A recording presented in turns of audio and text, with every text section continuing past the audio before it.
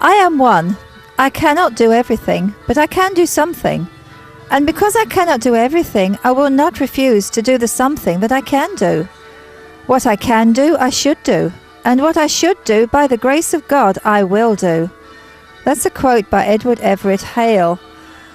And for people that say, oh, I'm just one person, what can I do? That's your answer. You can do something. Everybody can. And someone who's doing something today is Frances Howard, who's a headmistress. And our film today is about the education system. Now, we're here at the Priory Church. We're in Dorset. We're at a priory particularly because it was a monastery.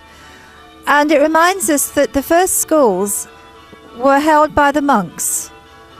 Their pupils were largely taught through a Catholic faith, which would incredibly have given it some sort of religious leaning.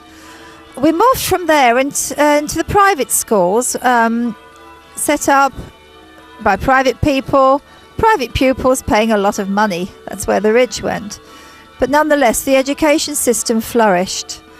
And then the system morphed again when the state schools were brought in so that young and poor children could have an education. And from there it flourished. It flourished in this country of ours, and it became the jewel in the crown of education over the world, arguably the best in the world. People coming from every single country in the world to come and be taught here, in our universities, our colleges. But oh dear, what's happened to it now? Politics has interfered. We've got political agendas taking place in our schools. We are being dumbed down in our schools. There are children leaving schools now that can't even read, write, add up. And we have to ask ourselves, just what's going on here? What's happened? Why is our state system in such a state? Well, we've got with us today Frances Howard, who's a headmistress, and she's going to tell us, well, she's going to reveal to us things that you'd never dream of. It's some of it's shocking, some of it's appalling. Stand by to be educated into our current state school system by Frances. And she's one person standing up here doing what she can for the good of all. Thank you, Frances.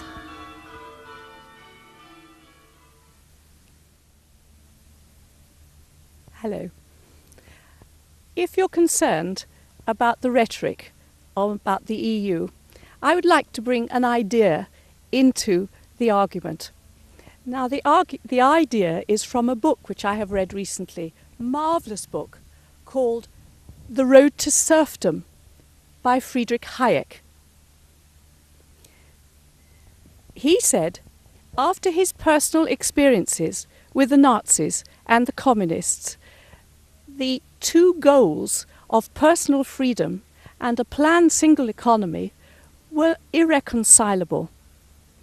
He said that if you had a business and you ran a business of your own, it went counter to the planned single economy.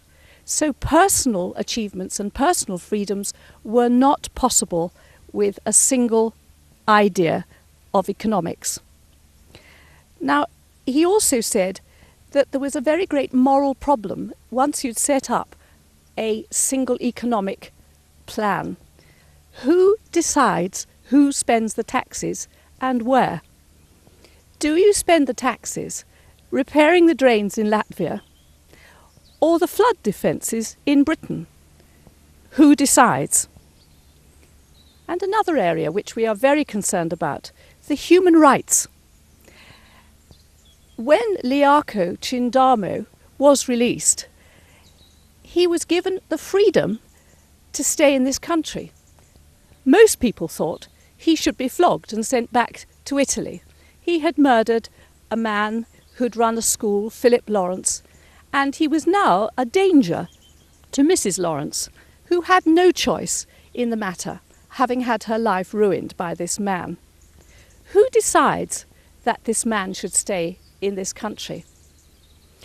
And the next area, which I happen to know something about, is the education. In Europe, there is an education agenda run by the Commission. Parents have not had a decision as to what is taught in our schools. And the Commission have allowed a series of industrialists, Marks and Spencers, Tesco's, computer firms, to get together and decide what children should learn in our schools. I think that that is a moral decision they are not permitted to take. However, I would like to explore this idea a bit further. The agenda was started a long time ago in the 70s by a communist called Edith Cresson, and she said that knowledge was a perishable product and that most children really just needed skills training. And her idea was to get a lot of computers into classrooms and make sure that they were well up in using the computer. Knowledge was not part of their educational training. I'm not sure how many parents realise that and whether they would wish that for their own children. However, it was all decided, and she allowed the agenda to be put forward into Lisbon 2000, that schools should have basic training and not knowledge. Now, many people in the Lisbon agenda did not agree with this, but they had to sign the whole package. They couldn't take out the education legislation. And so Mr. Blair signed this away for our schools and our children in this country.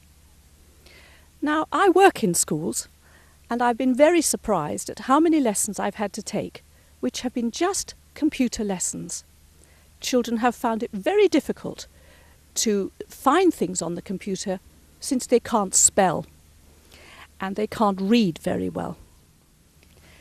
Edith Cresson said she knew governments would not give up the local control of education, and so she thought up a way of getting to children through the internet, and she created the European Educational Net, and it's now become the biggest provider for schools in Europe. She also tried to reach into higher education and bypassed the local controls, and so she created a modern European studies degree. Now, I looked up the core reading list for the modern European studies degree, and I looked for Hayek, the book The Road to Serfdom, and I thought it would be very interesting because he'd been a chief advisor, economic advisor to Mrs. Thatcher, and she had particularly made small businesses free to run and operate and to be successful. And this had been a very, very great success economically in her time in England. And I looked for this book in the core reading lists of the European Studies degree. It was not there. But 3 guesses. Who was there? Good old Karl Marx, that clapped out economist of the past 80 years. He was to be the example for the new modern Europeans of the future. Edith Cresson, who was in the papers for corruption, was allowed back into her job after being fired on a Friday. She was back after the weekend on a Monday morning, which said to me that she was allowed to believe in the European Union, but corruption didn't matter very much. Her idea for controlling education was to further the aims and ambitions of political Europe. Her interest in education was not her primary aim, and I would like to say that it is her road for the children of this country. The road to serfdom is through this way of dealing with education.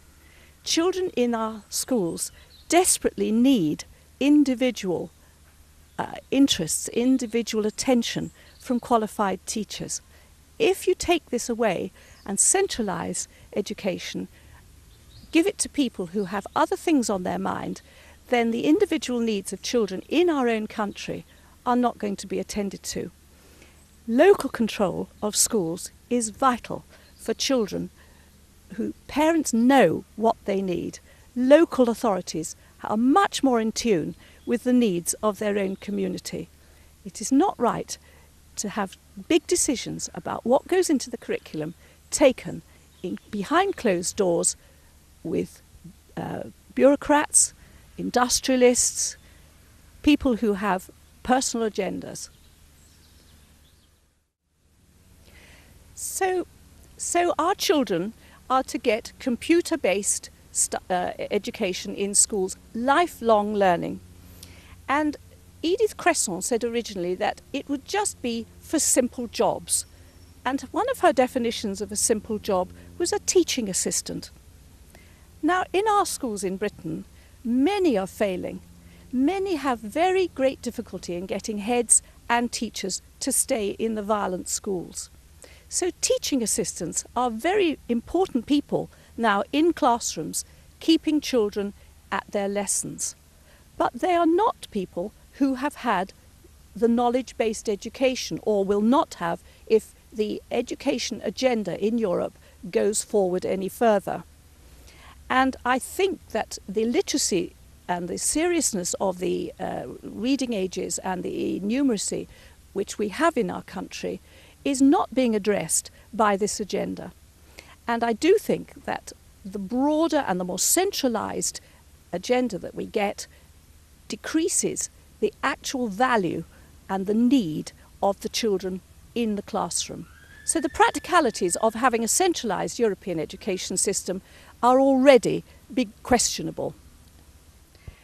The chief of Tesco's, Terry Leahy, said that even the children who apply for jobs, for simple jobs in Tesco's, are not qualified enough to work for him. And I think that is outside the educational world, and it is a comment on the very serious situation that education is in. And I wonder if anybody there looking at this would want their own children to have a no-knowledge education. And it's very difficult to find anything else if you're in a poor catchment area and you can't afford a private school.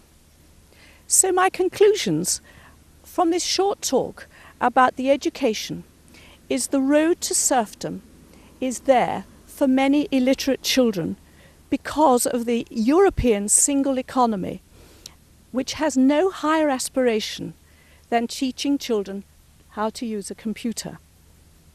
People in charge of higher education in Europe cannot be trusted not to introduce a Marxist curriculum.